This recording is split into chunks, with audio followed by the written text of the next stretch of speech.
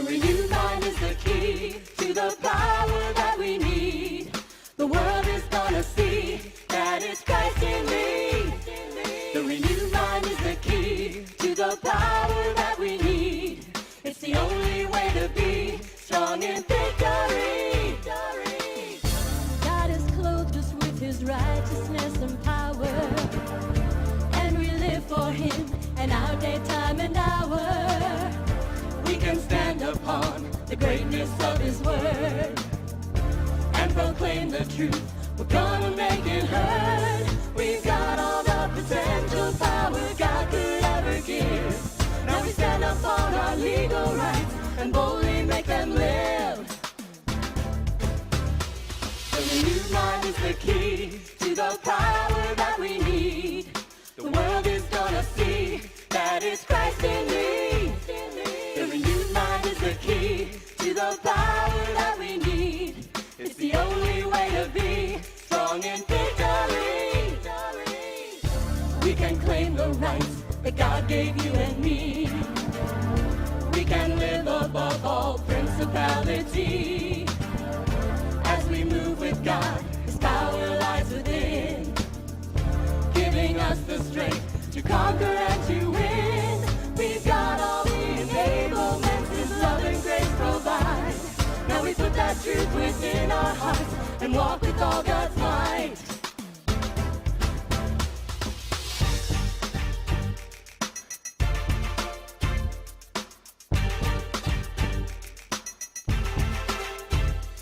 The renewed mind is the key to the Christ in me. The renewed mind is the key to the Christ in me. The renewed mind is the key to the Christ in me.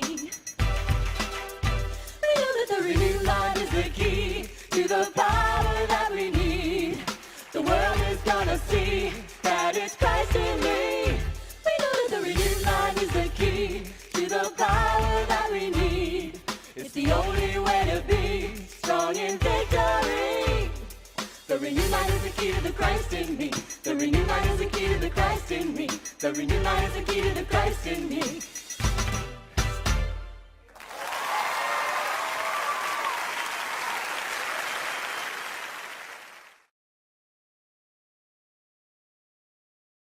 Welcome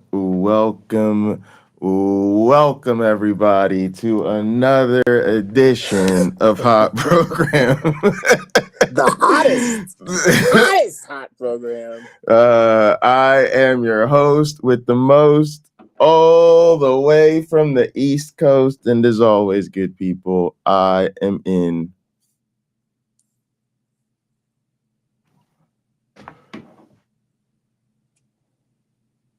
airplane mode, and now a man who will start exposing religion on Instagram if Instagram doesn't stop showing him religious videos. A man eventually millions of unsuspecting. How you doing, Sam, my one black friend? I'm okay, Pocket Locker. How are you?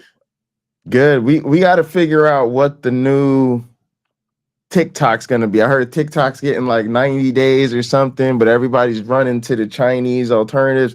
I thought we were banning TikTok so that we keep control of our data out of the hands of the Chinese. So we're gonna instead give all of our data to the Chinese. It definitely makes sense. It's definitely gonna work out. Yeah. TikTok required like my name, a birth date, to make sure I was over 18, and an email address. I don't know what else they think they know about me, but that's what they asked for.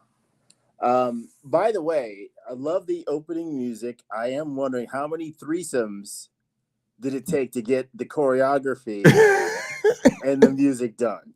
Just curious how many it took. I think it ended that way. I don't think it started that way.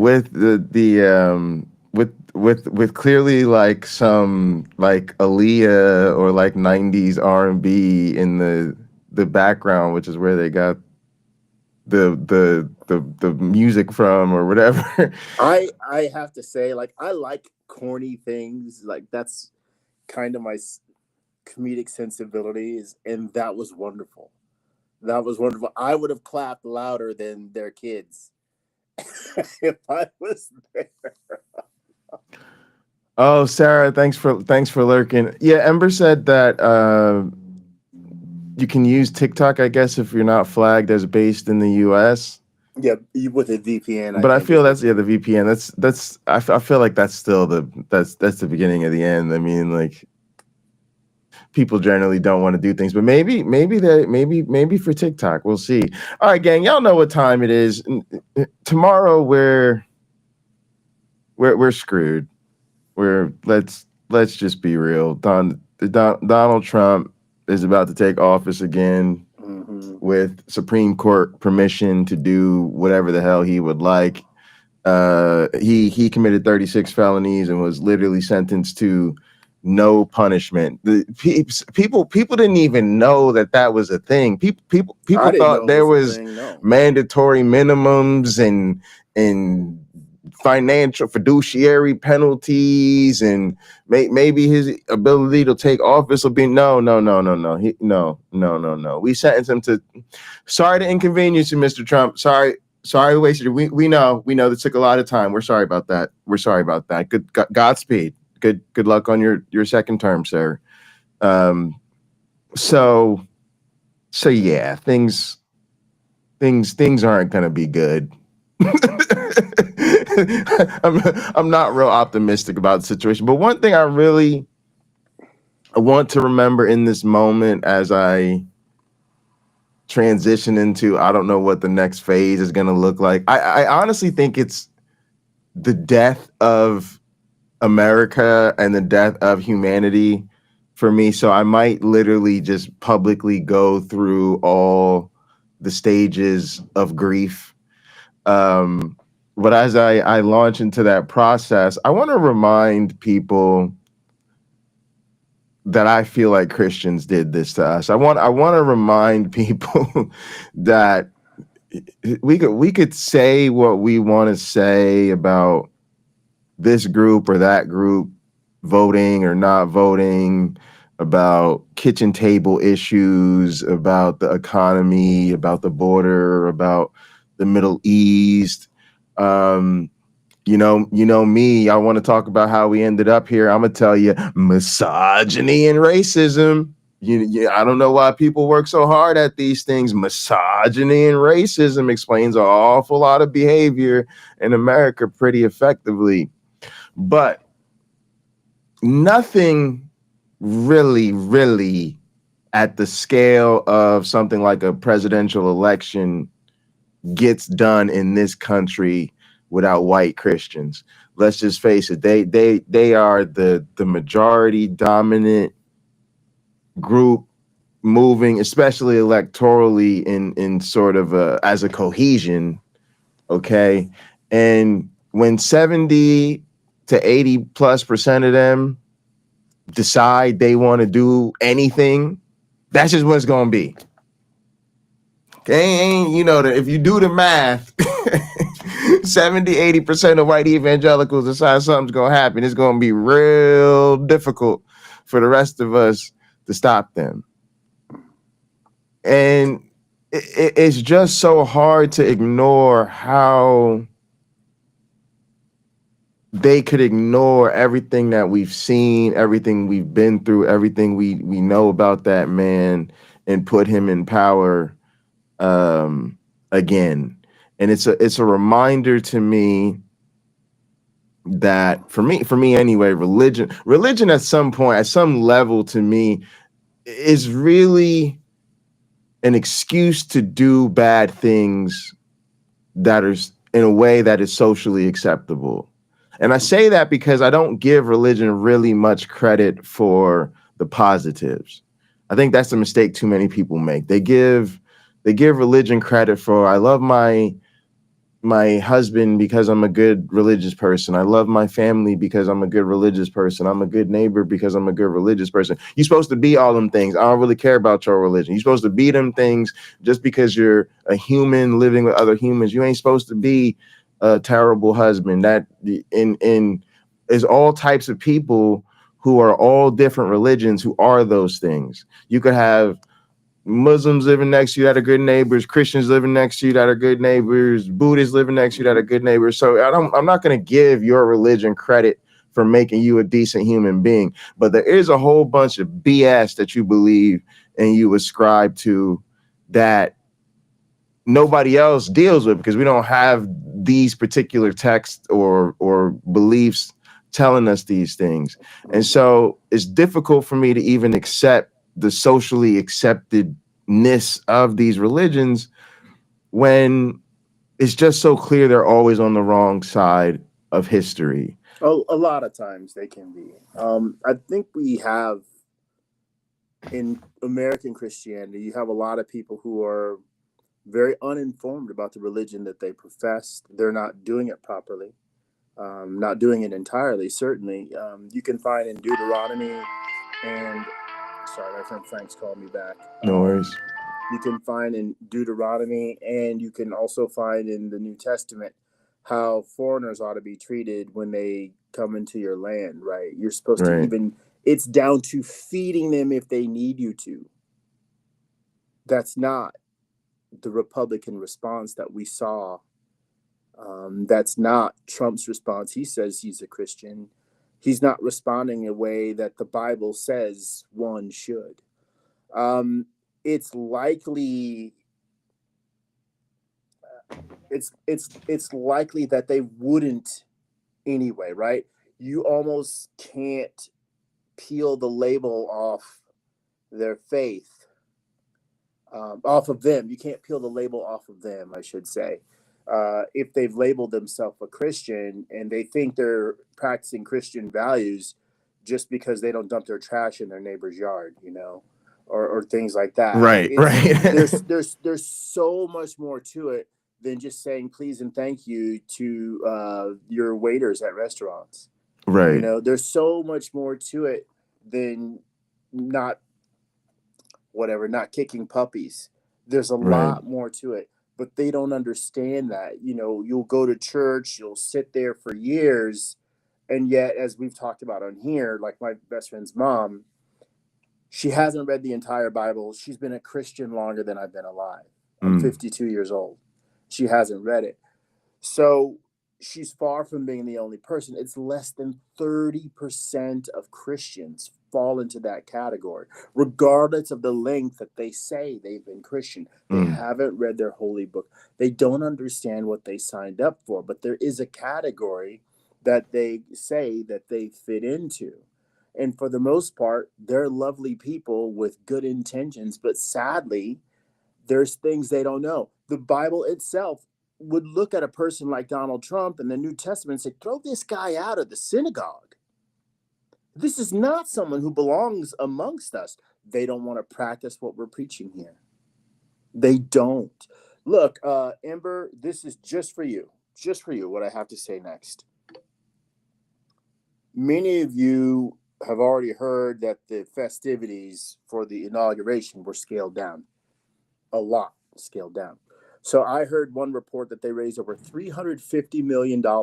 I would like to know, and I'm sure Ember would like to know, if you've got $350 million to throw one of the biggest parties in human history, but you scale it back and let's say it only costs 13 or 14 million, what happens to the rest of the money? Goes into Trump's pocket somehow. I was wondering who do you give it back? Trump. Is it like that, as it should be, right? The law. No, so many times Trump will just put a disclaimer or something in the bottom. It goes to this place, goes to that place, goes to that place, and then probably ends up in a trust for him. And maybe he can't touch it when he's president, although he probably will, because it's an official act. It was that's literally what he'll say. He'll say it was an official act, y'all. It was for the inauguration, which is an official part of my responsibility. Therefore, yeah, I took the money. What you gonna do about it? And we're gonna be like, nothing. The likely is, you know, the guy seems to be literally above the law. Actually, though, when the law just moves all the stops out of your way, so you can just continue doing whatever. I gotta say, at this point, that's kind of terrifying. At this point, if Donald Trump is not enriching himself to the tune of debt-free and a handful of billions by the end of his next term, he doing it wrong. I'm sorry, y'all. I just gotta say it. I just gotta be real with you. I'm not saying it's the right thing to do. I'm just saying at this stage of the game, If you have that much immunity and you could just build a whole administration of billionaires and nobody says anything, and you just got no sentence for 32 felonies, and the Supreme Court said you could do whatever as long as it's part of official act. I don't know what you're doing. I don't know what you're doing, because how could you not get rich if those are the circumstances? I don't because it seemed like he could literally do all of that. Like, that seemed perfectly fine. And like I don't know, like, it feels like with everything that's happened, if they raise 350 million and they spend like 10 in Donald pockets the other 340, I just feel like that's such small potatoes to things we've seen Donald Trump do. But to your point, I bet you not a dime will go towards the most, vulnerable people or people who need it, or even so much as a soup kitchen in Washington, D.C. I wouldn't think so. I'd like to share with our audience what I think is going to happen probably in the next 6 months. So Donald Trump either set himself up or he has been set up. I'll explain it. Over the last 4 years, he's made a lot of just insane, stupid comments. One of them being that he won the 2020 election. He had his own people telling him he didn't. Like, no, you lost. You seriously lost. And you lost by a lot. And we do know how much he lost by. So, and that's with people trying to cheat, right? He had people trying to cheat, and he still lost. So he kept saying he won, got very gullible people to believe that he actually won. He said other things that were brainless and stupid, and he just kept doing this. He has a history of doing this. I think what a lot of people with power and cunning and brilliant minds felt they could use someone like Donald Trump to sort of recreate the United States to conform to their vision. And J.D. Vance, or someone like him who's just very malleable, is helpful for that purpose.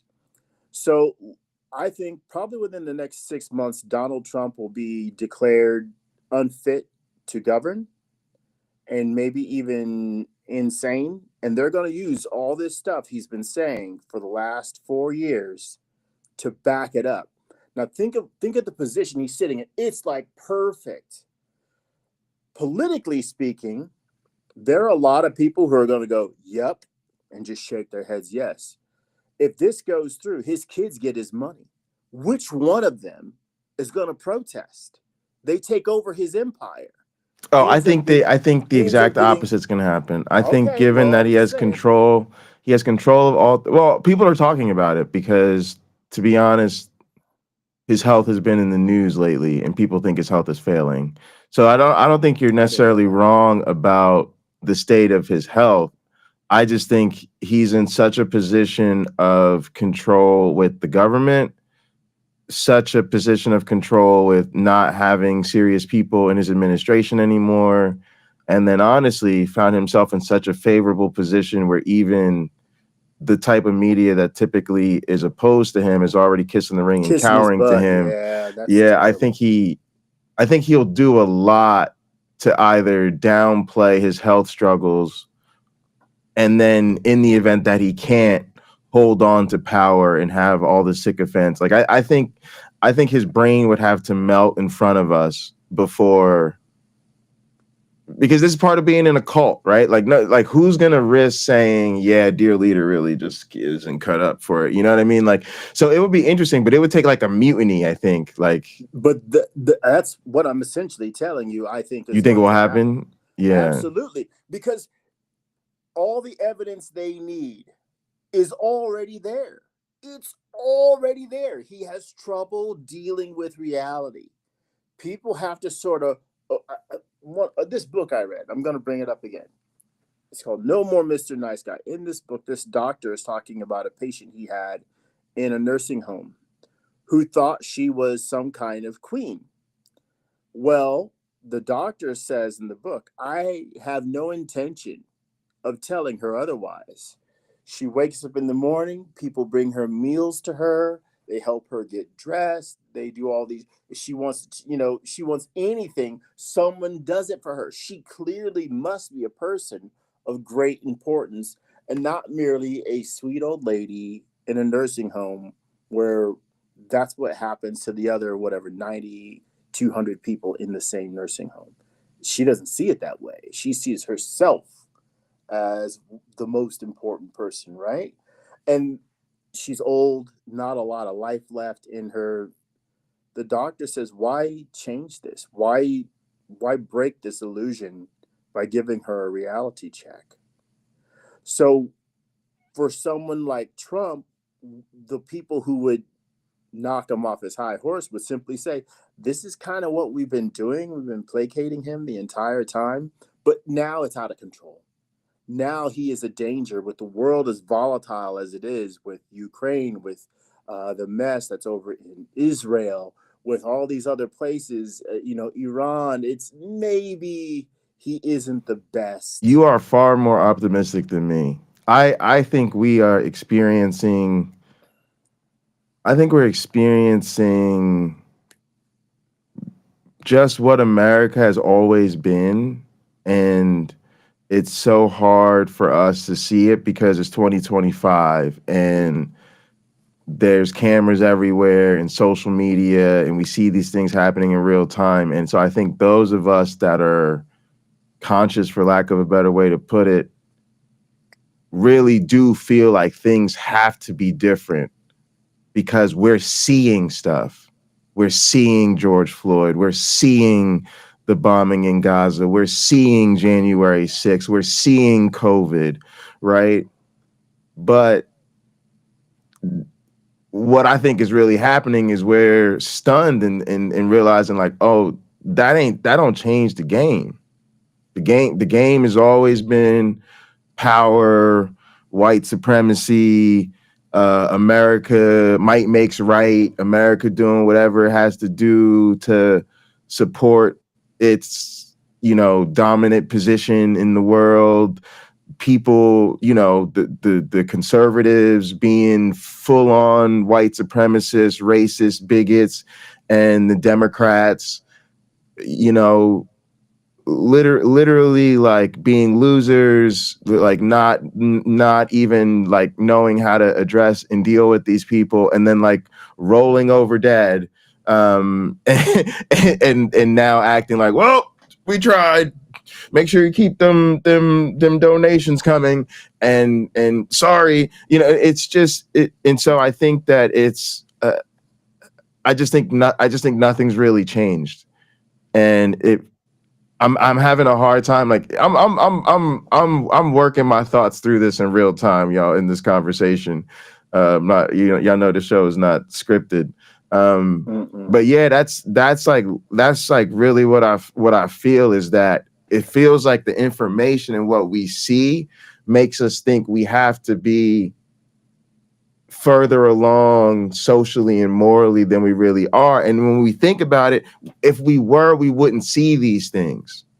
If people were really who we want people to be, it wouldn't be we wouldn't need a ceasefire right now. We wouldn't be celebrating a ceasefire from Israel and Gaza, because we would have never let that pop off. That would have been beyond the pale. Like we wouldn't be sitting here talking about a second Trump administration, because Christians would have been like, obviously we're not going to vote for the adulterer, the sexual predator who yeah, like we're not, that's like that obviously what happened. Instead, we live in a world where 80% of Christians are like, yeah, that's our guy.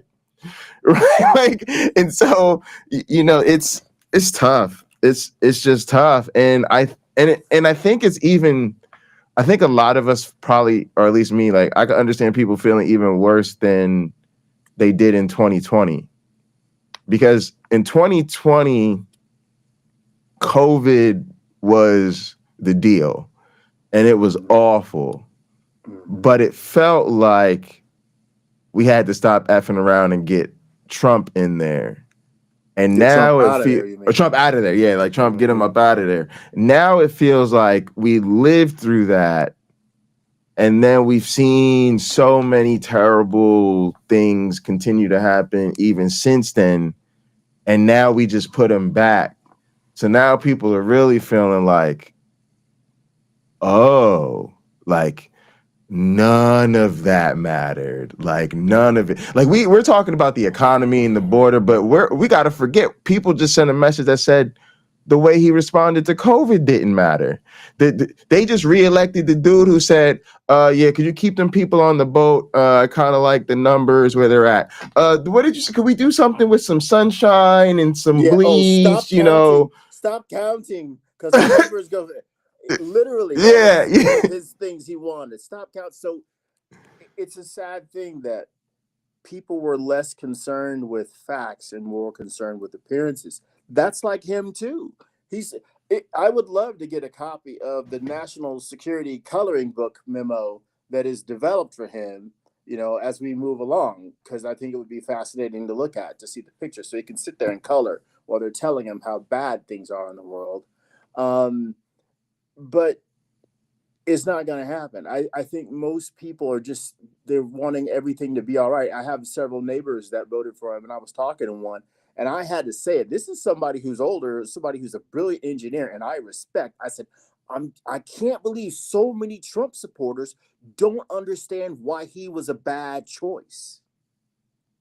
And he looked at me really disappointed, and I'm looking at him like, that's you. I'm talking about you. What's hard? He's not good at managing a business. He's not good at managing a nation. He's not.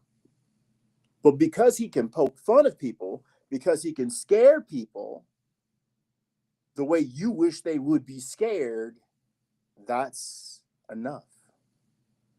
Well, people like that end up scaring you. They do. Yeah, they end up scaring you. Yeah, no, yeah, like I'm afraid of these people, and I heard somebody else talk about this. I can't think of his name. He was talking about Jesse Waters, I think maybe. It was one of those like sort of black, more liberal commentators, and he talked about black people being exhausted and tired. And he spoke about how what's going on currently brought back a lot of childhood trauma, different situations about being pulled over, racially profiled, having people be derogatory towards you, and sort of reflecting on a sense of, I don't want to call it hopelessness, but justified exhaustion, where it's like, it's a reminder it doesn't matter how hard you work, how hard you climb, how far you go, you'll never really be seen as fully enfranchised. And it really made me think about growing up in the fact that it wasn't just, oh, I'm black, everybody else is white, I'm the only black kid, woe is me, I'm lonely, people are mean to me. There was that. But what I really look back on is the terror of it. The fact that these people were a threat to my safety, they were a threat to my quality of life, they literally were threatened to me. Like I literally felt like I was under threat pretty much every day, right? From some older brother or some group of kids that I'm worried is going to try to jump me, or somebody's dad is going to tell their son to remind me that they have a gun, right? Like all of this type of shit was happening to me on the regular. And the schools I went to knew about it. Matter of fact, when I really look back at it, like the first school I went to, I was the only black kid. I literally had to sit down with the administration. Like we had a fucking meeting with me and my mom and the administration so that they could like prepare me for the incoming racism. You see what I'm saying? And basically meant they don't know what the fuck to do with a black kid because they've never had one before. But what is so horrifying looking back on it is everybody in the administration knew, all the parents and people like that knew, and all of the students in the school knew. Yet they still celebrated the people who terrified me. They were still celebrated for whatever the fuck they did academically, even though most of them weren't good students. They were still celebrated for being good athletes. They were still celebrated for being cute boys. And so I would literally have to deal with the fact that like my closest, like my closest female friends, like, you know, like you have that clique, like you're in a group of friends. But it was like, for me, it was like me and like the girls in my class, and they were like my best friends, you know, the people that like I'm talking to all the time and telling about my girl problems and explaining how fucking terrifying, right? Their boyfriends are like hanging out with these same dudes, or in some cases, they themselves are hooking up with these dudes. And I look back at it like, what the fuck was going on where you see this man terrifying me and think, yeah, making out with him in a car after school sounds like really great. Like, do you see what I'm saying? And it's and I'm reliving that because it's not just the horrible things these people do to you. It's everybody else making it very clear that that is not a deal breaker. They are perfectly willing to overlook that for whatever reason, and really no reason at all, because it's just not their fucking problem. That's how it's yeah, Jay, I'm a good friend. Yeah, I'm not racist. It is fucked up that these guys make you feel unsafe. That's really shitty. I wish they didn't do that. Yeah, all right, but we got to get this party going. You know what I'm saying? Like, no, it's like they just don't really care. And cognitive dissonance is a real thing. Yeah, and we're experiencing a lot of it now, where I see all of this terrible stuff happening. I see Christians just all up in it. Just they were the most anti-COVID precaution. They're the most anti-LGBTQ. They're the most we need to do mass deportation. They're the most we can't have DEI. We can't talk about race. They're the most we can't raise the minimum wage. We can't do anything for the economy. They're the most we all voted for Trump and we don't care that he committed an insurrection or is a sexual predator. They're the worst people. Yet literally at a societal level, we just keep pretending they're great people. We just keep pretending they're all great and wonderful. And honestly, I don't care about the nice ones. Like, y'all know, I'm very dissatisfied with my own family. If I could tell my own mother and her husband, I ain't fucking with y'all, just strangers really don't have a chance. and at some point, you're complicit.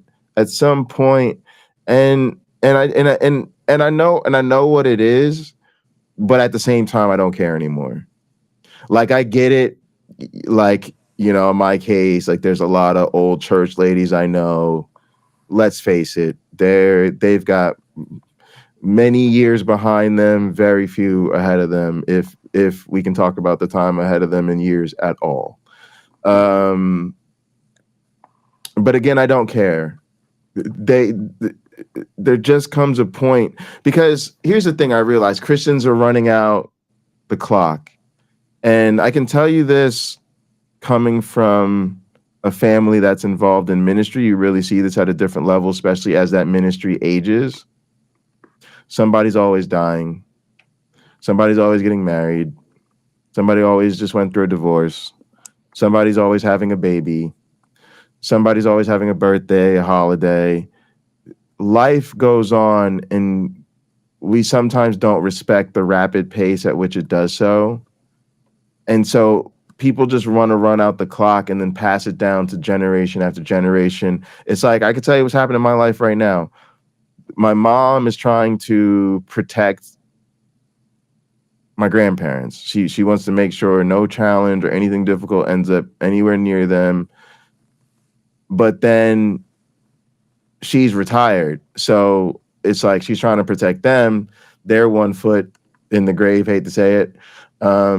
But she's now retired, so she's elderly right behind them. So she's trying to run out the clock. Then what? It's gonna like it's like no, it doesn't matter. I'm sorry. Like I'm sorry that people were sold this bill of goods, but it's very difficult for me to like accept it because it is so crazy. It is so like we can't tell these people this stuff isn't true because it makes them believe that they're gonna live forever in paradise. And I'm just like, that's such a stupid, silly thing to believe. I can't really see how I could justify ignoring all these problems and social ills because this grown person was never really taught everybody dies for real, and that's the end of it. And I do feel bad for them. So many people, it's a lack of education, ignorance, never even read the Bible. Let's face it, they never really had a chance to get a grip on reality in life. But how long can we keep holding up the wheels of progress based on people's ignorance? It's really tough, especially as a scientist, an educator. It's a very and most of y'all out there are kind of in the same position, believe it or not. Maybe you're not a professor, maybe you don't have a PhD, but you're a knowledgeable, well-informed person who's pretty educated, formally or informally. You start to know so much about the world. You start to see so much about the world. And there's a real asymmetry, right? Those of us who know things are in a real different position in life than those who don't know things. Yeah, true. And we have to figure out, like, what do I do? Like, oh, like, I'm going to take the vaccine, but I actually understand how vaccines work. Or even if I don't understand how vaccines work, I understand enough about the integrity of the medical profession that if all the doctors say you need to take a vaccine, you need to take a vaccine. And then when you deal with somebody who's anti-vax, you know, you have to play this whole game with, do they even know how vaccines work? Do they understand, you know, the importance to public health? And there's all these like factors, but there's also going to be a social pressure where people are going to treat it like, well, why are you trying to make your opinion more valuable than their opinion? Or why are you trying to make your way better than their way? Or why is your wanting everybody to get vaccinated, you know, more important than my body, my choice, which I won't give women when it comes to reproduction. But all of a sudden I remember that the importance of bodily autonomy when people are telling me to get vaccinated. At some point we just have to say, bro, because I know what the fuck I'm talking about and you don't. The same way, like, if Uncle Bobby, as a former, you know, college football star who signed an NFL contract, gets into a conversation with some other professional football players about the X's and O's of football, and some fan who really's never even seen football or doesn't understand the rules but watches soccer comes along, they're just going to say, sorry, like, you just don't have I'm sorry, like, but there's a real way I've learned, y'all, especially with family and friends and just in society in general. We have a really hard time telling people they're wrong. And it's I think it's gotten to the point where it feels like we'd rather watch people die than have to tell people they're full of shit. And that might just be a fucked up reflection on humanity. That might just be a reflection of how important and like how important it is to be part of the anger. Because you got back in the day, like, for real, if you pissed off the tribe, that was it, right? My one black friend, if you did something or whatever, or we decided we didn't like you and we were going to ostracize you from the tribe, like, trying to get by on your own without the support of the group, like, that was basically a death sentence for you. Mm-hmm. Mm-hmm. For you. You see what I'm saying? So now you might say, oh, I see the tribe doing this really messed up thing to this person over here. And I do genuinely feel bad because I recognize the humanity of that person over there, right? But there's not a whole lot of people in a whole lot of situations that are willing to take on their own risk or their own danger for themselves for the sake of others, especially if they're not super related to you, it's not direct kin and things like that, right? So I'm not trying to like throw people under the bus. I'm just trying to like say like we got to think through these things, because that is a legit powerful pull on people, and it does feel like that sometimes. Like it's more important to just stay okay with people rather than make a stand and end up ostracized.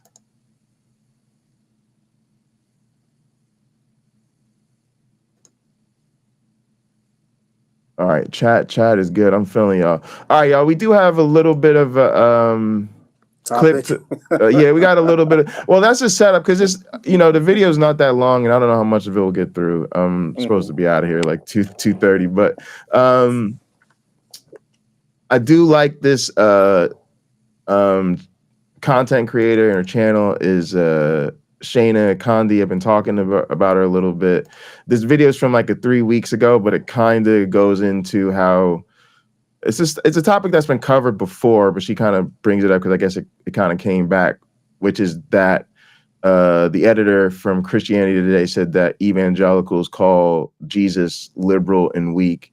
So I think this is like that's kind of all I wanted to talk about, the conversation we've been having. But then I saw this clip and I was like, oh, okay, I think this is kind of a good example of some of that. Well, hey, even we on the Hot Program did an episode called "The Bible is Woke."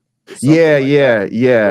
And there's been some stories. There's been some other stories where, say, like pastors have written blogs or gone on social media and talked about how they preach certain things and their congregants come up and challenge them. Like, where'd you get those liberal talking points or whatever? Yeah, I saw that video. So yeah, I think this is kind of an extension of that, basically. Merry Christmas to everyone except Jesus. Like, you really can't even write this. So, and the kicker is this article was technically published in like last year, over a year ago, and it's actually only gotten worse since then. So Christianity Today editor says evangelicals call Jesus liberal and weak. A former evangelical leader is sounding the alarm about the direction his religion is headed in. Guess what? It's not heading there anymore. It has arrived. And it has arrived so much so, and I will be tagging the article somewhere up there, that young conservative, and when I say conservative, I mean alt-right, men have been flocking to the church as young women have been leaving the church in droves. And all of these young men are like, where are the good, wholesome Christian women that believe in nationalism? I don't want a woman to read too good. I just want her to know that eyes can read the Bible nice and right. And maybe she could give me 17 babies. Those are the men that are now flocking to the church. And there have been studies about that. And yeah, liberal, we. Okay, this is interesting. I just want to throw some quick perspective in there. One, I think in a sense it has always been this way. This is something that, my grandfather even used to talk to me about as a minister, because ministers are thinking about this too, and they're always trying to sort of play the balance of their congregations. But basically, you can think of it as women bring men to church, and men bring women to church, and it's very much the same idea, where a lot of men feel like, let's face it, they want to run the streets, they want to do whatever. Christians are not so different than the rest of us, and they want, I think, largely what the rest of us want, like attractive, valuable, whatever partners, and that's fine. But then they feel like, well, if I want to get somebody who is a good person and has certain values and won't cheat on me and won't do all the things that, I might get my heart broken out in the streets with, well, then I go to church to find that person. So you have a lot of people who that's their mentality. They might be running the streets, they might be dating people from work, they might be on the dating apps, the bar scene, the clubs, whatever, right? But a lot of times you just in scenes where it's like not a lot of commitment, not really based on, such strict values and things like that. So it becomes then attractive to those people, like, oh, I want to find somebody for real to settle down with, so I'm going to go to the church, right? So men do this. I just want to be fair. I think a lot of people do that because they feel like church is where you're going to find somebody who's at least trying to get their life right. But it does keep and bring people to the church. And then I also just wanted to quickly mention that it also is the case in other religions, right? Like one of the things where like Muslim men do the same thing, right? Like they, insist on being faithful Muslims and taking Islam seriously because then they feel like they have the correct interpretation of the Quran and of the religion. And wouldn't you know, it just so happens that according to them, the correct interpretation of the religion is the one that, gives them subservient wives who do what they want and favors, right? So it is definitely something you see, I think, in religions, especially ones that are patriarchal and things like that. They're going to attract men because it justifies them having leverage over their partners. Again, like it lowers the standard. Like for most of us in this society, it would be kind of screwed up if a man came up to him, at least probably like a modern American woman with contemporary American values, right? Who might have the same level of education I do, might make my partner right now has the same level of education that I do, right? So for me to hit a woman like that and be like, oh, you're going to be subservient to me and I'm going to be the head of you and all this type of stuff, like, if she's not religious or doesn't have those type of values, she can be like, like, what do you think this is? But if I could get her to really be serious about Jesus, if I could really convince her that I'm supposed to be the head over you, like God is the head over us, and that's really scriptural, hey, maybe I get a really smart woman who also does everything I tell her to do and pretends that she can't disobey me. Not going to complain about that, right? Like, so it's messed up, y'all. But she right. Woke. That is how they're calling Jesus and how they have been calling And Jesus, cheers, Carrie. but also using the Bible as the cornerstone of all of their fascist rulings. I don't know, Damn it's it, I love fascinating, but alcohol. let's read this article. Well, not the whole thing, but we're going to read a couple parts of it. Oh, and hi, for those of you who are new here, my name is Shayna. I'm a journalist. I talk a lot about decentering men and child-free living. If any of that sounds like a vibe, please like, share, Oh, and hang subscribe. on. This is important. Maya mentioned before that Netanyahu maybe reneged on the ceasefire already. And she's saying yesterday he said no ceasefire without hostage names. So I don't know, maybe we're getting last minute conditions that actually are going to tank this whole thing. But I also wanted to mention that my optimism has been reserved because since Trump won, there has always been speculation that there would be some sort of ceasefire put in place, either before Trump took office or early in Trump's administration, to give him some sort of quote unquote peace in the Middle East victory. And then ultimately enabling further or maybe even greater hostilities subsequently, under a different guise. So I hope there is a legit ceasefire. But I've always been concerned that any such ceasefire would be temporary and used strategically to escalate ultimately. So I hope that does not happen, but that is what I'm concerned about. Sarah said my bar is in hell. Same, Sarah. I'm not optimistic right now.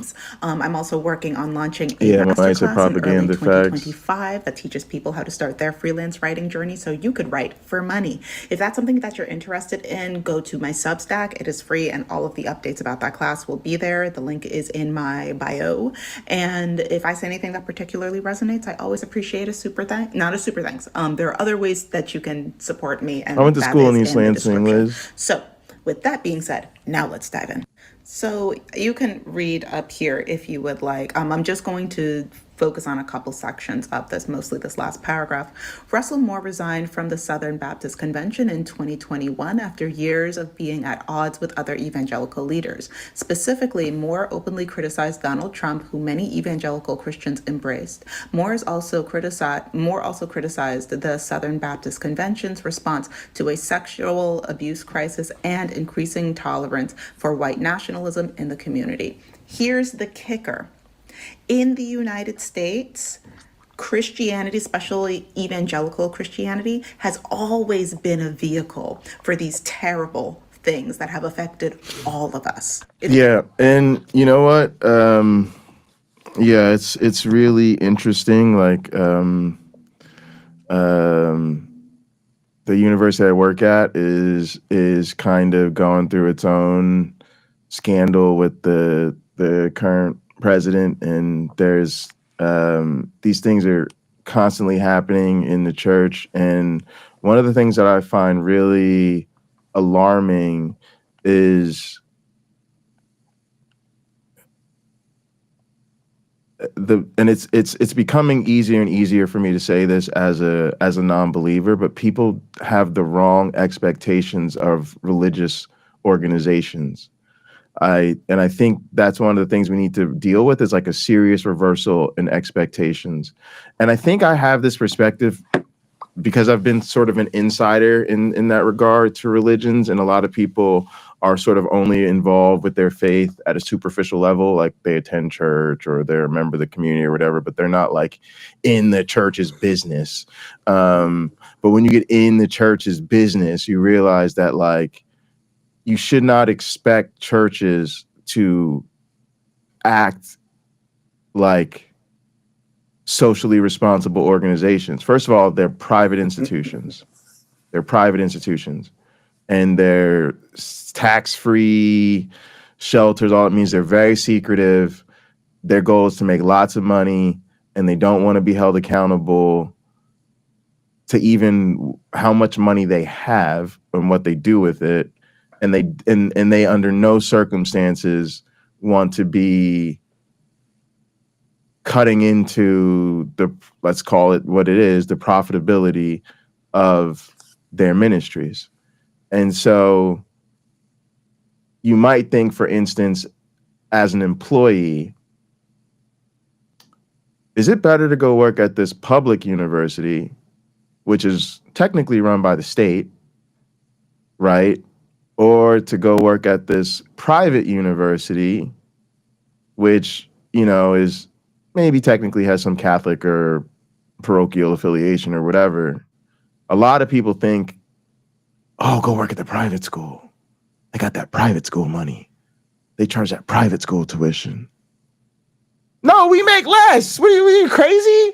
What are you, crazy? Because in people's head, they think government, like government, what do you think with government? You think good job, but not necessarily high paying job, right? In most sectors of the economy, like if you work in the government, you're gonna have a good job, you're gonna have a stable job, but you're not gonna have the highest paying job, right? You have, for that, you want to go to the private sector where you have corporate money. But when you're talking corporate run, we're talking private church owned.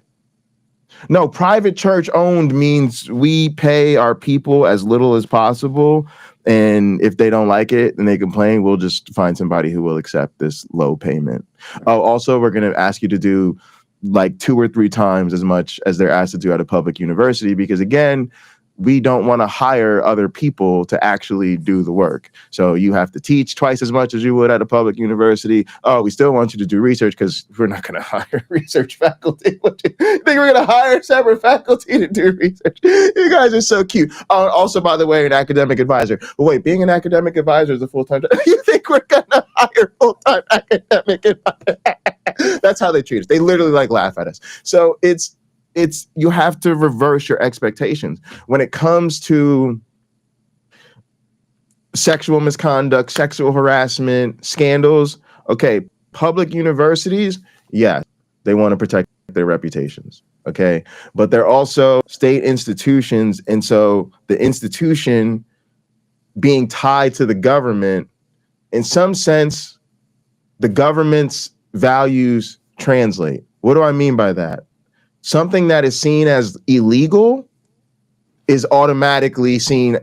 I don't want to say it's seen as immoral, but it's something the institution won't tolerate from a principled stance because it's literally an extension of the government, right? When I worked at the University of Minnesota, for instance, right, like it's run by the state of Minnesota. So of course, all of the policies and procedures and everything are in accordance with the state law. It's not just considered like propaganda or marketing. It's like, no, we're an extension of the government. So if the government has decided this is a super big problem, then if it happens on campus, it's a super big problem, right? How does it work at a private university?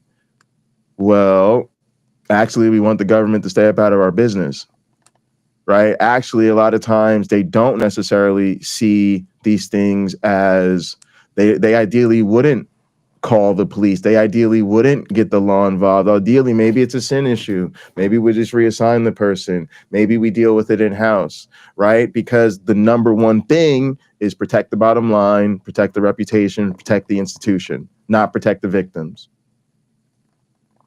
So, and again, we see this with evangelical churches and the way they handle scandals. We've seen this with more name a denomination, name a religious institution. We see this, but the question becomes, when are we gonna change what we expect from these institutions?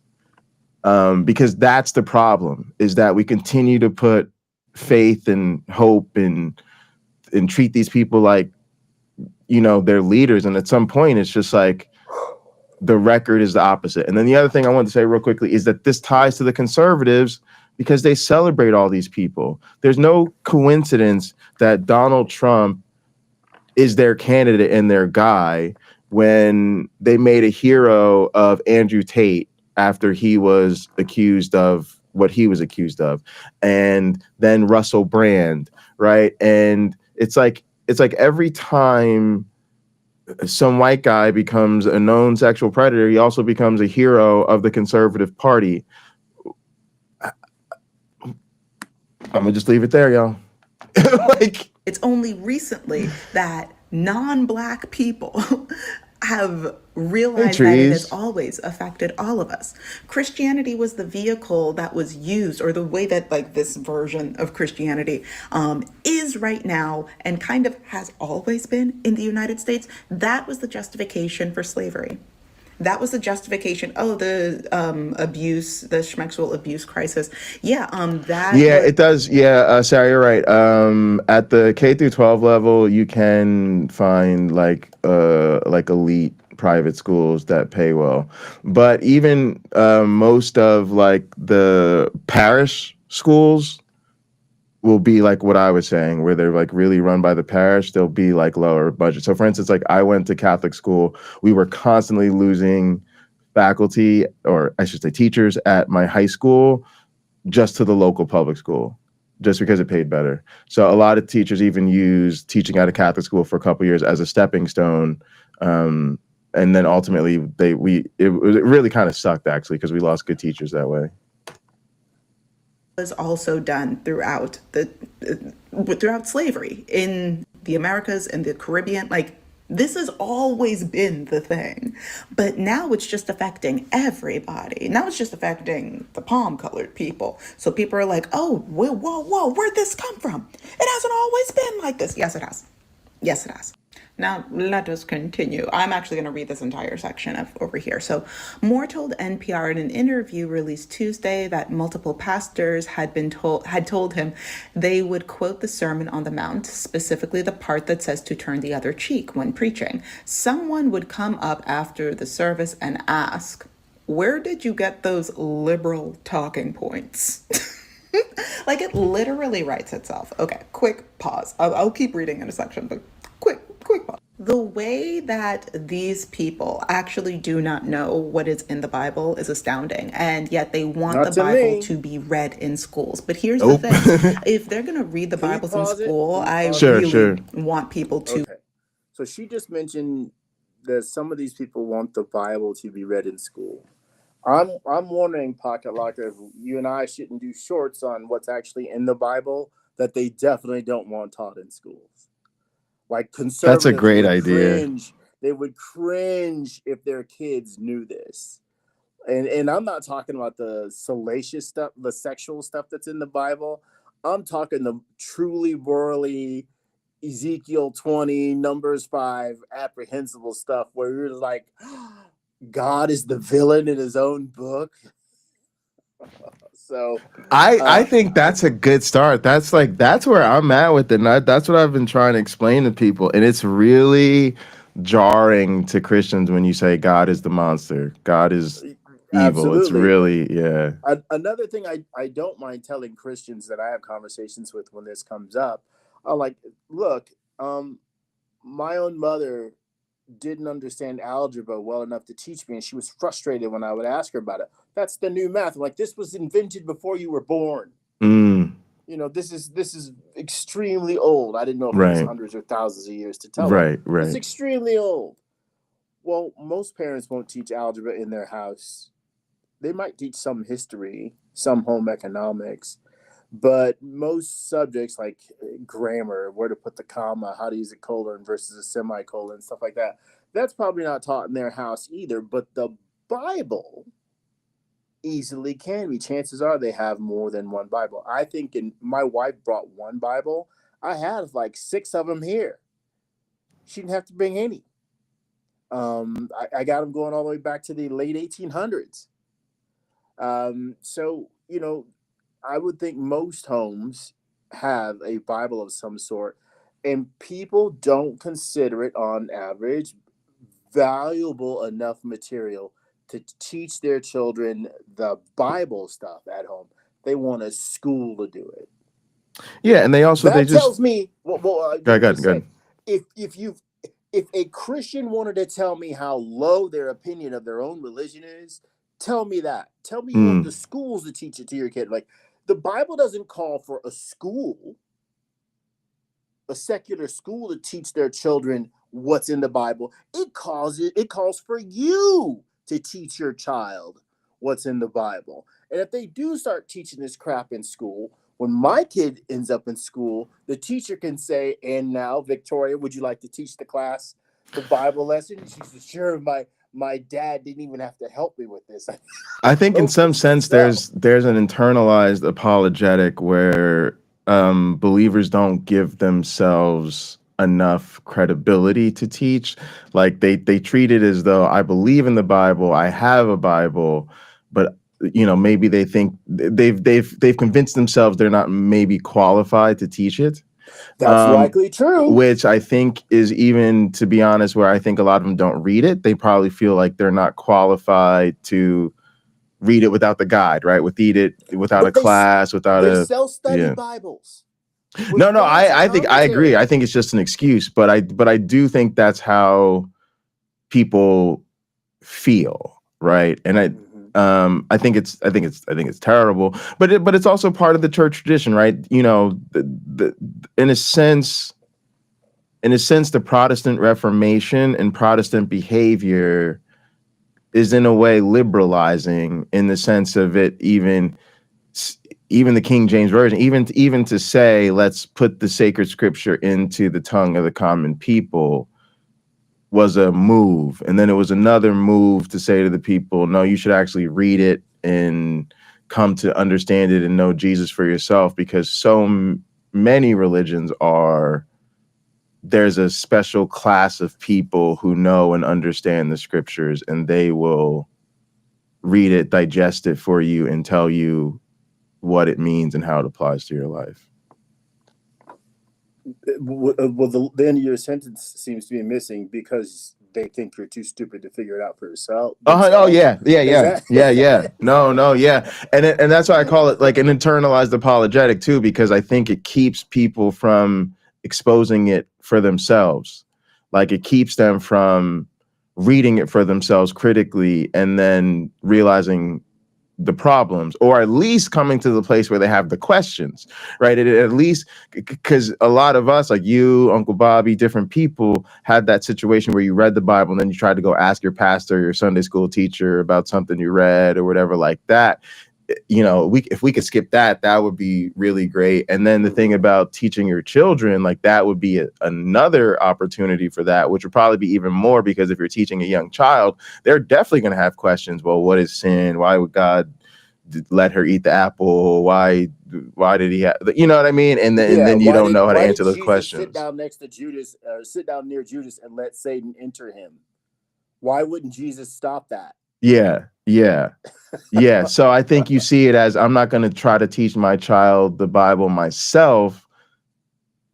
And you're telling yourself it's because, you know, you don't want to mess him up or something. But in reality, it also avoids you having to deal with the cognitive dissonance. Well, I'll tell you, my personal opinion is that the Bible can cause people to mess up, to become messed up, in the sense that we are told again and again that the God of the Bible is good, the God of the Bible is good, and yet this same God wiped out all but 8 people in the population of the earth in the stories. This same God in the first freaking book of the Bible is forbidding people to know the difference between wrong and right. He's forbidding morality. He doesn't want people to know that. And I can go on, right? This same God is genocidal. This same God is murderous. This same God is immoral. This same God picks a favorite people as opposed to being loving to everyone. This same God creates a hell to punish disobedient angels and decides to throw people that don't like him in there too. This same God, and I can go on and on. And yet, this is supposed to be the good guy. Right. It's not Pulp Fiction where we all love Julius, you know. But it's sort of. And then there's so much little stuff, like how many children have been abused under spare the rod, spoil the child. How many children? I'll add to that by asking how many children have been abused by a clergy member or another member of the church, physically in the church. In the church, yeah. So if God is watching all this go happen, and I'll use Christopher Hitchens' expression with folded arms, if God is watching all this happen with folded arms, why should any person with breath in their bodies believe that God is moral or that God exists? I've told Christians to their face, if the biblical God could be proven tomorrow, he still would not be worthy of my worship. And I explain why. I don't absolutely. I want them to know, if anyone is not praised, right? I'll praise my daughter for working out that I created a signal for her to tell me if she pooped or if she peed, right? That's a victory for a 3.5-month-old. I'll praise her for that. I'll praise her when she burps herself. That's one thing. I can praise a lot of people for a lot of things, but worship is altogether different. I'm not going to worship a God whose morality is inferior to my own. That doesn't mean I can't learn something from reading the Bible. There's some good lessons in there, but it's pretty much purrs along real horror show. But there's I don't think there's many good lessons in there that are exclusive to it. I don't know that there are any that are exclusive, Pocket Locker, because there were a lot of things written before the Bible was written down. This sounds insulting. I certainly haven't read them all. I've read a few, but I haven't read them all. And I think, if anything, it's repeating lessons learned. And I've often wondered if the stories we read about King David were invented long after King David lived by people who were trying to come up with ways for people to remember those 613 commandments. Right? How do you remember all this? Let's tell you a story. Do you remember there was a poem called it's not really a poem, but it's called like Everything I Need to Learn. Everything I Need to Know I learned in kindergarten or something. I've never read that poem. I heard about it's like a poster. Okay, go ahead. It might be a book, but I also think it was like my dad had it in his house coming up, and it was just like a poster, and it just had all these little sayings. I would put that up against the Bible for positive lessons any day. So I think you could take this poster and just the little sayings that are written on it, find all the supposed good lessons in the Bible, put it up against his poem, and there put up against his poster, and there'd be more useful, practical, moral guidance in the poster. And it's not that a couple thousand pages or whatever, right? So it's funny you say that. One of the first books I read to my daughter was The Sneetches. Well, it's a story, it's not a book. Yeah. But it was one of the first stories I read to her, and I told her, like, look, this is super important. I think this is the best story ever told. And it's about learning the value of loving yourself for who you are, and not to value what someone else has that makes them different if you won't be that way, if you're naturally not that way. Many of you may remember some of the Sneetches on the beaches have stars on their bellies and others don't. That's the distinction. Other than that, they look the same. So the idea is that those that didn't have stars viewed the ones that did have stars as special, and the ones who had stars viewed themselves as special because they had stars. A guy comes along with a machine that can remove stars and another machine that can add stars. So the guys without stars, the Sneetches without stars, they pay him money to get a star put on them. Now we're just as special as you were. Well, now that won't do for the original star-bellied Sneetches, so they pay the guy to remove their stars. So you kind of learn from the story that the stars never really had much value anyway, because this went on so much that people couldn't remember if they had a star or not before this guy came to town. So my daughter is not at the point where she could articulate what she gets out of hearing that story. But me as a young child, probably 5 years old, when I read it, I was like, I think I get this. You have to appreciate who you are. Period. Yeah, there's other stuff about other people that might be nice, blah, blah, blah, whatever. But you're just as valuable as they are. And you got to know that. I think the biblical stories offer that, but they take longer to do it, some of them. And a lot of them don't do that at all. They don't do that at all. It is fascinating that a guy cut his concubine into 12 pieces and sent them to the tribe of Israel. How does that help us know anything about how better to live in the world? It doesn't. It has no value for that, but it's in this book that's supposed to be the greatest book or series of books ever written. Yeah, I honestly think that, I don't know. I hope the world gets to a place where we just throw them away, honestly. I just think they've hurt so many people. They've caused so much trauma. For me, they're better reserved as history and part of history. I actually like the fact that you can't study theology at most major universities that are like secular public schools. I think that's a really good step in the right direction. Don't get me wrong, you like the the UNCs, the Michigan States, the Penn States of the world. You can study religious history. You can study the role religion plays in culture and things like that, but you can't go get a degree in theology at these places. Well, I can't condone throwing them away, but I will say this: many a door needs a stop.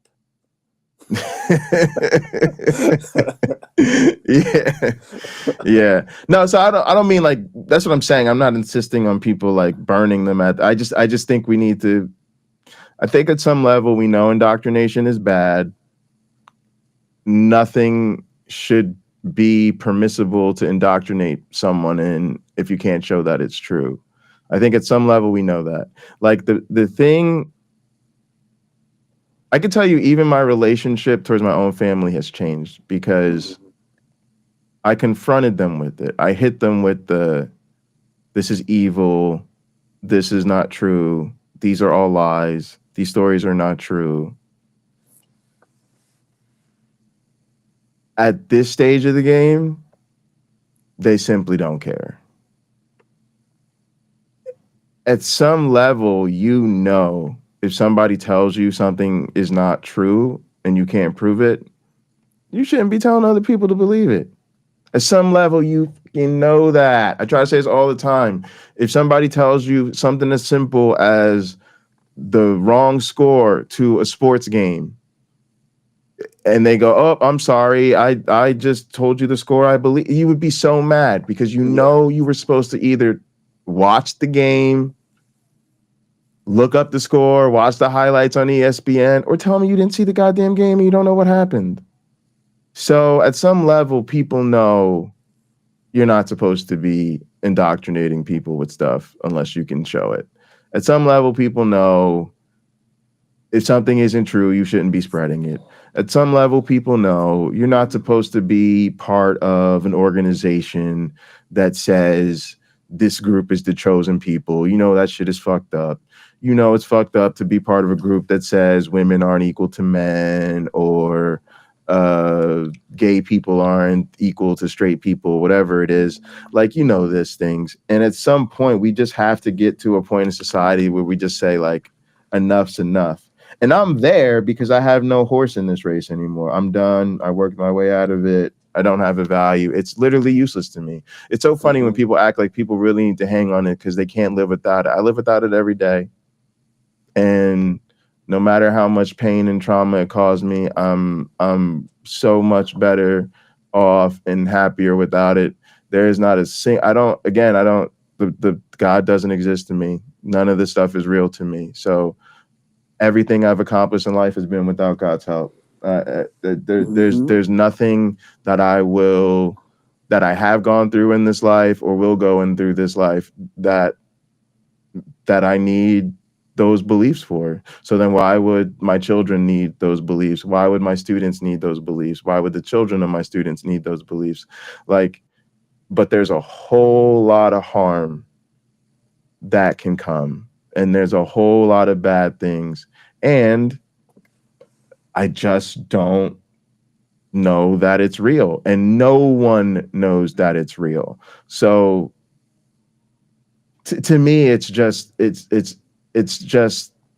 time to stop. And a large part of it is like everybody has their own path in life, their own journey, their own thing that, you know, as you grow, you change your approach to life. For me, I'm just living in a life right now where I'm so sick and tired of Christians, and I'm so sick and tired of their bullshit. I'm so sick and tired of what we're dealing with in this country. And I kind of put all the religions in the same boat. So I'm just over the threshold where I'm like, I'm good, fam. Like, y'all can have this. But at another part of me, y'all, I'm just like, I don't respect it anymore, because I know when you confront people with, when you provide them the opportunity to be a respectable Christian, they won't. You've got the ones that'll. No, none of them will. None of them will. That's what I'm saying. Even I'm saying this about my mother, bro. Like, my mother, like, when you tell them it's not true, some of them will. So you're right. Technically some of them will. Statistically speaking, almost none of them will. Because the people that will are like the people in our community. Where really the powerful, where really the people who realized it wasn't true and walked away. But most of these people, you can walk up to them and tell them it's not true, explain to them while it's not true, they will be Christians anyway. Most of these people, you can walk up to them, you can show them all the evil, all the terrible things God did. You know, like Nitty did a great stream. Nitty did a great stream where he sat down with the Christian couple at a cafe and just had literally the type of conversation I've had with people I used to go to church with in incredibly similar situations. Really powerful conversation, really great exchange. But at the end of the day, they practically both said to themselves, if it wasn't true, they'd still find a way to believe it. And they can't imagine anything changing their mind, even though he just exposed everything to them. So for me, look that up. For me, oh, it was fantastic. It's on Nitty's channel. For me, I can't take something serious if you don't take it seriously. You don't care whether or not this stuff is true or not. I'm not gonna pity patty with you and try to protect your feelings and all this. If you don't care if your religion is harming people, like, I'm not gonna respect it. I'm not gonna treat it with kid gloves. Like you don't really seem to actually care. All right, hang on. Let's try to get through a few more minutes here before we get up out of here. Okay. To critically read said Bible in school. One of my biggest issues Security growing blanket up still in the necessary. church, for those of you who don't know, I grew up incredibly Pentecostal. Yeah, thoughts and prayers to baby Shayna. Thoughts and prayers. But one of the things that really irritated me when it came to the interpretation of scripture is that the people that were up on that stage telling us their interpretations of scripture were very rarely, it was very rarely an intersectional look at it. It was all, yeah, it was always a man, one. And in Sunday school, when I would have questions about scripture, about their historical context, about, oh, okay, well, so this is what the men were doing. Oh, so like we were just wiping out, like the Christians, the chosen people of God, were just wiping out entire civilizations, including the men, women, and children. So that's not a problem. Then why is it a problem? Now I don't understand I feel like things are wrong. And Up. See, she just hit on that real talk. See, this is part of the problem of our landscape, y'all. And it's why I get irritated sometimes that we hyper focus on the conservatives and the alt-right, because the problem is the whole spectrum. I try to explain this to my family. It's very difficult for me to sit here and listen to y'all criticize Trumpists because you're in the same cult. No, I'm not saying you're Trump supporters. I'm not saying you're Republican voters, but I'm saying this idea of the cult of Trump is an emerging phenomena and whatever, but these people are actually Christians and you are actually Christians. You are literally in the same cult.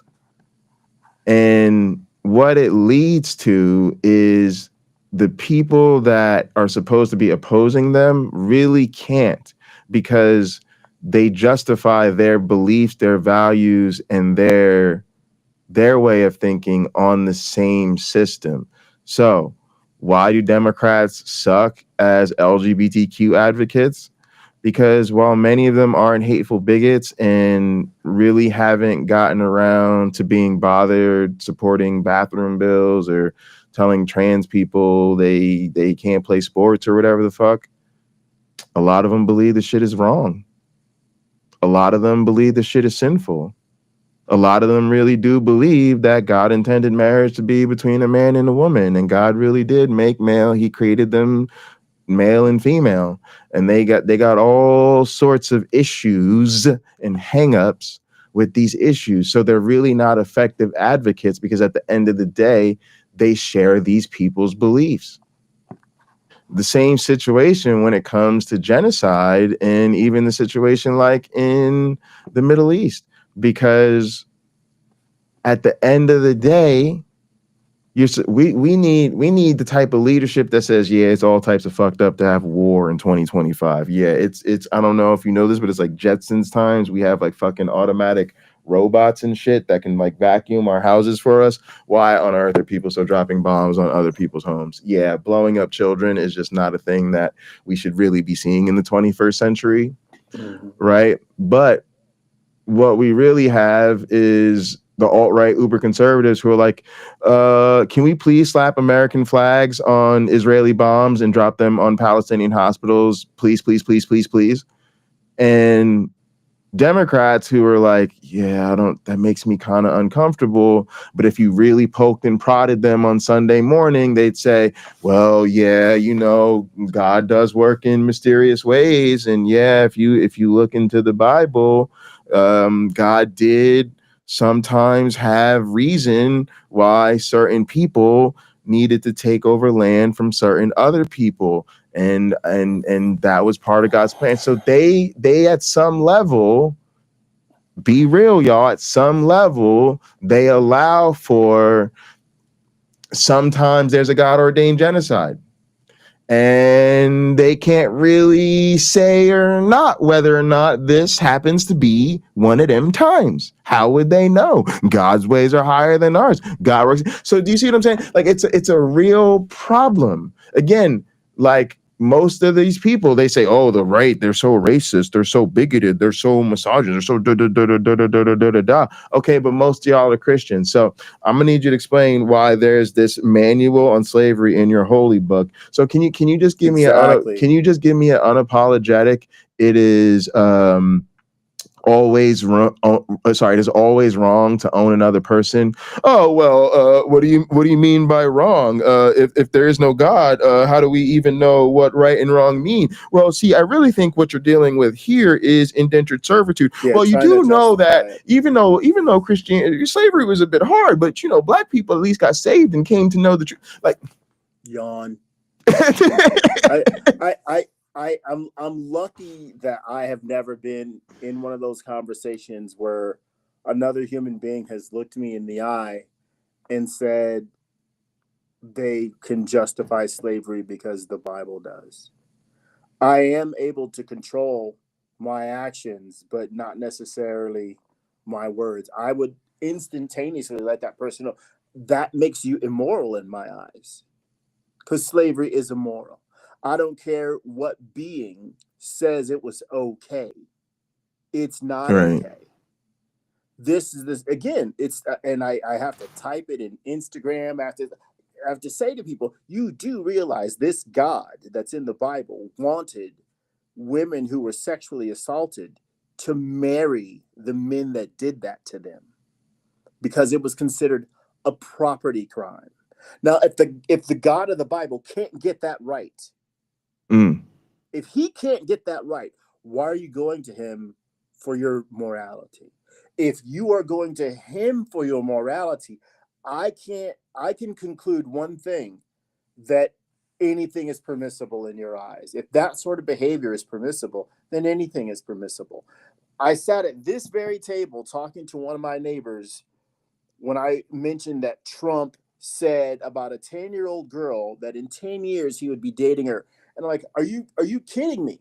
This is a guy you want to vote for. He goes, well, at least you know what he's about. And I was like, as things continue to decline in the United States of America, it's 2025 in January right now. As things continue to decline, that's why. But Ember, this is the. That's why. Oh, why did I say the guy Ember? 2 It's doors PC. down with that mindset. That's why. PC said not only is he okay with it, he commanded it. PC, that's the issue. Agreed. That's the issue, because to me, you hit somebody in your life with this is who your God really is. We got ourselves a problem now. You either got to come back to me and show me that that's not who your God is, that I'm wrong about this. But I'm gonna tell you what the real is. I told my mother this story. She still worships God. I now have to accept the fact that my mother worships a being who I have told her to her face commands a rape victim to marry her rapist. Essentially in one ear, out the other. I'm telling you, y'all, when you get real about Christianity with the people in your life, it is going to change things. You are going to see who they really, really are. You are going to see what a number this religion has really done on them, how lost they really are, how broken their brains are. Just broken, y'all. They're all the way broken. They're all the way broken, y'all. I'm sorry, y'all. If I tell you your God commands a rape victim to marry her rapist, and you tell me that this God is still how you live a better life and how you determine what the right and wrong thing to do. Yeah, hang an out of service sign on it. Yeah, hang, go ahead, hang the out of service sign and call maintenance. Well, that tells me that, you're every bit as immoral, whether you ever do something like that or not. Yes. If you think that God is okay, you're 100%. You're tracking with him on morality. 100%. It's in the toilet right now. I gotta say that, because if you think that is okay, you're wrong. Regardless, if you're with me on looking after the poor people, if you can afford to do it in the ways you can do it, right? Whatever way that is. If you're with me there, that's wonderful. But if you're with God on that, you're just we gotta you gotta come over here so we can work together, or we gotta meet somewhere in an undisclosed location where we can work together, because I don't want you around me any more than you need to be.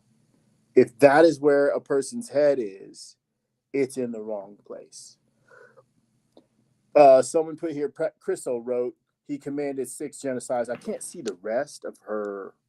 I don't know why. It says like 6 genocides, Oh, let me see. .. I don't know. But anyway, so let's go with that. Without Yeah, he commanded 6 genocides. verifying 6. Yeah, like 6. Yeah, it's a yeah, lot. 6. Okay, Yeah. that's what she's saying. Forgive me. So Hitler was in charge of if 1. that is the case, yeah, 1 is enough. But 6 shows me you're a very serious person. I think we should just be done. We should be done. One of the things I didn't like about Biden is how he just let all that go on. There's a lot of things I didn't like about Biden, but that was Right. one. I Right. still didn't Right. want Trump, so I would have voted for him. I voted for Right. Harris. Oh, yeah, I would have voted for Cucumber. Because yeah, exactly. It's just to get away from that kind of viciousness. I don't want to be associated with it, and I don't want to associate with people who want to who find that thrilling and exciting and can't wait for more. And if I was sitting down next to a Palestinian who was cheering on the people on that side who wanted to hurt innocent Israelis, like, we can't hang out. I'm just not with that. I'm not for innocent people being hurt for no reason. I'm not for the guilty for being overly punished. But if you're going to be someone who slaughters people, well, human race doesn't need you. Yeah. No, absolutely. You know, human race doesn't need you. And if you're that miserable, look, I got some pills you can take that'll stop your heart. I'll give you 5 of them, and pack up your stuff before you take the pills. You know. Yeah, Robin's talking about her mom being saying, I thought I had a gotcha when I asked her about the note.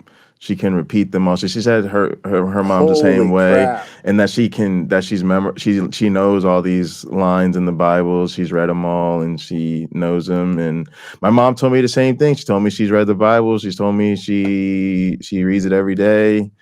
You know, I hoped I was maybe doing a little bit of cognitive dissonance, and I got her to admit that it was devotionals, and I'm like hoping a lot of those things were not addressed in the devotional she's been reading her whole life, but she definitely claims she's been reading the Bible her whole life, and maybe she has read the whole thing, and they do know some of this stuff is in there. It's just and I even explained how immoral the whole plan is, like, vicarious redemption and God sacrificing Jesus and all of that stuff. It's really ugly. I think that's my thing. It's really ugly. I think the idea alone that an almighty God would have to kill his kid in order to forgive inferior human beings who didn't realize the gravity of their actions already tells me that God isn't playing with a full deck. Wait, because these other people did wrong, you have to kill your kid. So you have to do something that's just as wrong, in fact, more wrong than most of what any human being would do in their life. Most of us don't hurt another person or people to that degree. So killing a kid is even worse than just somebody stealing a car for fun, right? They stole a Hellcat. Okay, that's not as bad as ending someone's life. That's not as bad, right? It's not on the same level. But that God's willing to say, I think it makes it worse that it's his own child. But whatever, it's a story, and that's how it goes. It's kind of shocking to me, and I think I need to get to the point where it shouldn't be shocking to me at all that people are willing to say by the billions, no, God is in the right. How come you don't see it, Yeah, my one black friend, how come you don't see it? He sacrificed his own son. Why doesn't that effing trouble you? He's not rational if he has to sacrifice his own son in order to forgive people. He's not infinitely wise, right? I'm not probing too hard to figure that out. I'm not. There was a comment I put on a video, Pocket Locker, and they're showing all these images from deep space, and it's like so much of this is so far away that human beings will never reach it. I was acquainted with this phrase after 9/11 that blew my mind. My one black friend, hang on 1 second. Mm-hmm.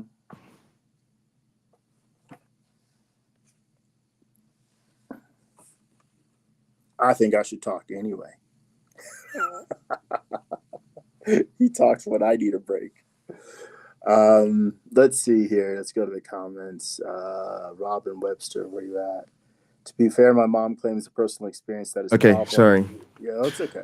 Yeah, she claimed to have a personal experience, I guess, with the devil. Oh, the devil told her to jump. Then she says God grabbed her and pulled her back from the edge. She's very adamant that this happened.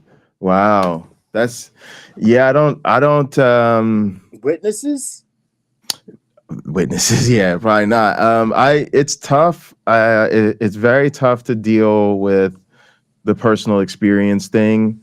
You know, one of the things I try to explain to people, can't claim it's successful. Y'all. I honestly don't think there is such thing as a reliably successful tactic to deconvert people, or else y'all know we be doing it.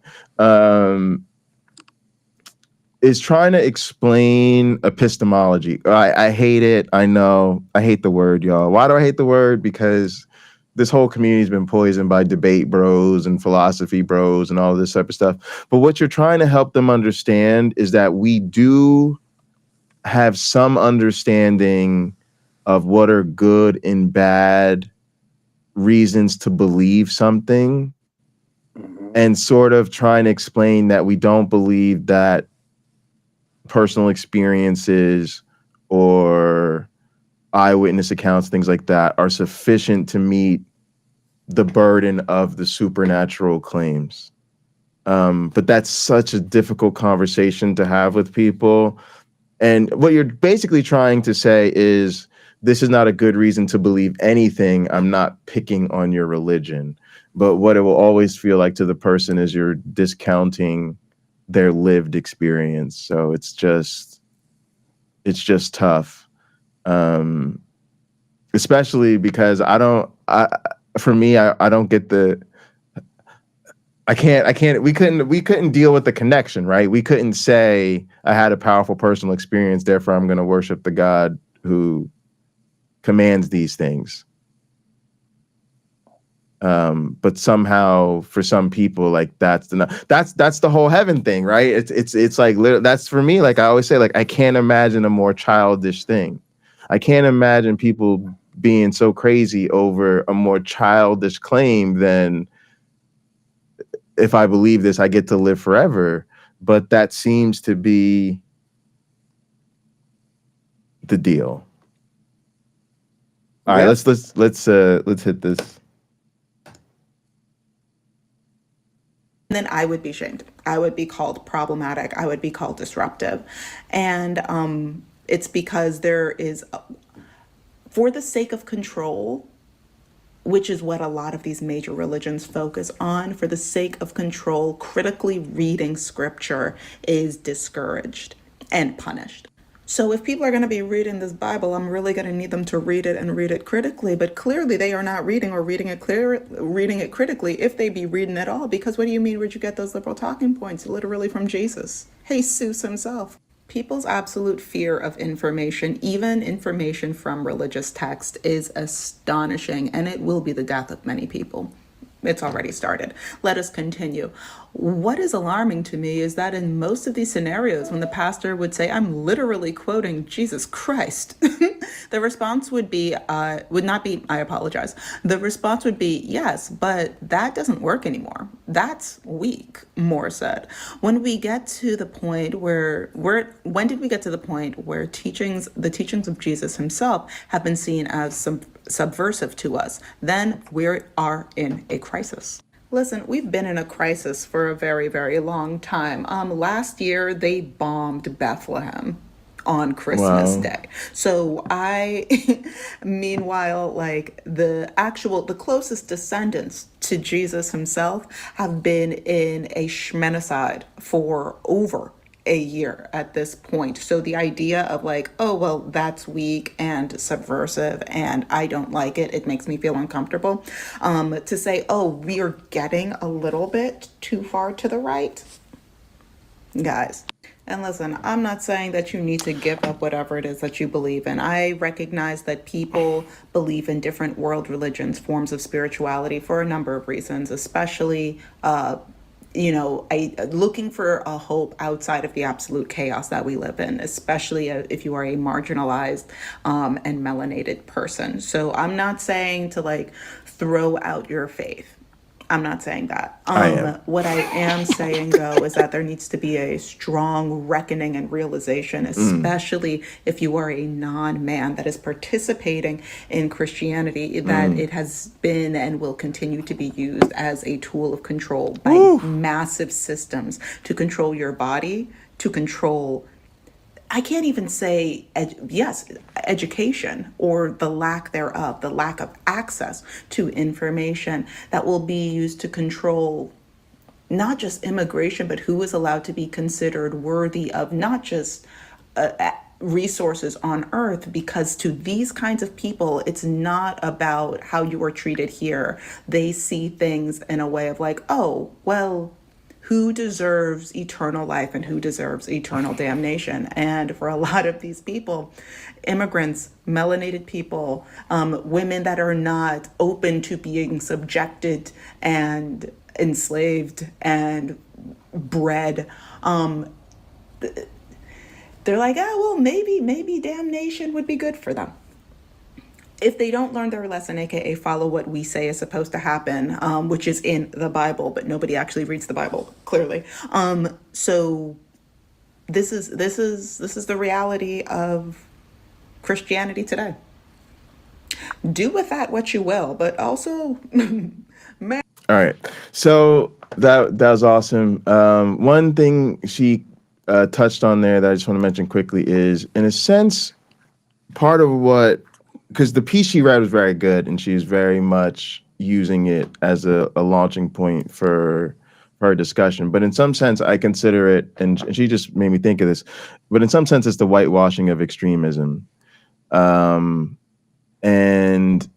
I think it has to do with another concept, which is I don't know how to put it, but I think of it as like perpetual victory and awareness, where a lot of social ills and problems we have, especially things related to marginalized people, when we're trying to make change and reform and progress, a lot of times we have to educate, particularly white folks in the majority, about our issues, our realities, and what we really need to see happen.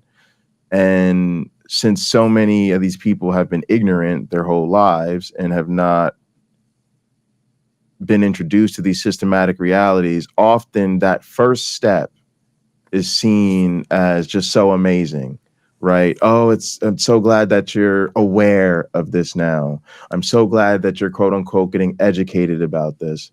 And it is an important step and it is a first step, but it's kind of like you're now just waking up to the reality. So this is new for you, but actually people have always been dealing with this. And there's an urgency now that really things need to be done, things need to be moved. But so many people feel, well, the victory now is the awareness. And you see this with issues like Black Lives Matter, right? Where there was protests, there was riots, there was campaigns, there's still end racism helmets on NFL players and all of this stuff. But when it came to defunding the police, actually we gave more funding to the police. When it came to actually, improving, the critical understanding of race in our society, we demonized critical race theory. We pulled DEI materials and even cultural history things from the curriculum, right? In other words, we cheered on ourselves for gaining awareness, but when it came to the actual issues, we went backwards. And a similar thing happens here when you're a white Christian and all of a sudden you start to feel like my faith and people in my religion are beginning to go in the wrong direction, right? You're sort of doing both those things. One, you're now aware, you're new to the game, but you're overlooking the fact that, like she said, they're not beginning to go this direction. They've already arrived. And you're not acknowledging that it's also always been this way, that like the KKK was a Christian organization singing Christian songs, burning crosses in people's yards, and literally using white evangelical churches to recruit members, right? So it's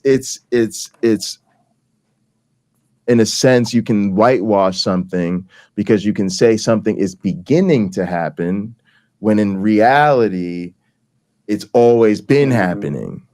So I think this piece was great, but it's really careful when you talk to people like this who actually have this, because I've seen this even in my own family where people they were like, whoa, things are starting to get weird in church, to be like, yeah, but let's talk about how things have really always been in the church too, to help bring them along to what I would say awareness of the way what's going on now fits into full arc of history. So I thought that was a great point. You want to give us your closing thoughts, and then we gotta get up out of here. I don't know. I think I railed on enough in this one, but I want to make sure that you all remember to have the courage when we are confronted with people who say they have a superior form of morality, and it's the Bible. Be ready to leave the conversation or ask that the subject be changed. You don't have to defend your disbelief, and they don't have to defend their belief. You simply can move on to another conversation about something else. However, if you're in the mood to change the world and make it a better place, confront them. They don't have a better way. They have a well-developed way with fantastic potential and enormous flaws for where it's at right now. And I don't know how long it's going to take. There are some Christians who just get it, and they really are people Jesus would admire for how much they're giving and loving and wonderful and helpful. And then there's the rest of them who he probably couldn't stand to even give them free food. Yeah, it's tough. All right, thanks so much. And hey, gang, it's buckle your seatbelts. Tomorrow's gonna start a roller coaster. Probably gonna be a bit of a bumpy ride, to be fair. So let's just all hang in there and stick together. I think that's the main thing, is just try to stick together, try to support each other. It's gonna be tough. All right, gang, as always, be good to yourselves and each other.